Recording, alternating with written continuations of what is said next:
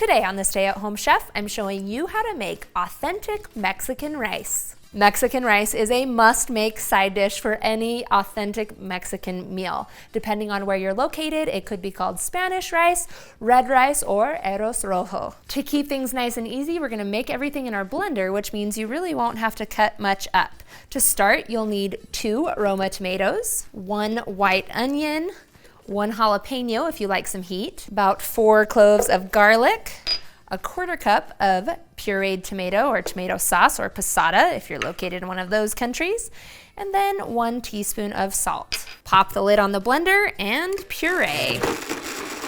This is gonna make up half of our cooking liquid, so the rice will absorb all of the flavor from this without there being any chunks, which my kids don't really like. Get 1/3 cup of either vegetable oil or canola oil heating in a pot over medium heat. Then we'll add in 2 cups of long grain white rice, and we're gonna stir this around and let the rice toast until it's nice and golden, which will take about 3 to 5 minutes. This brings out a rich, nutty flavor, so I feel like it's worth taking the extra time to toast the rice.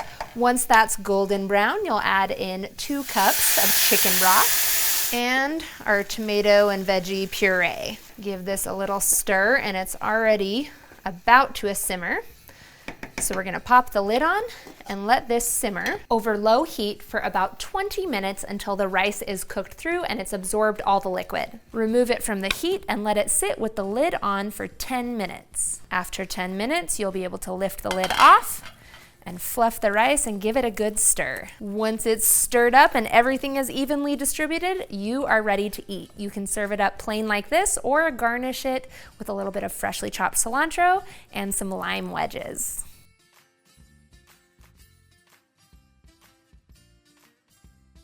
Thanks for watching. You can find the full written recipe in the video description. Be sure to subscribe, like, and follow, and check out the rest of my videos, where you can find hundreds of restaurant quality recipes you can easily make at home.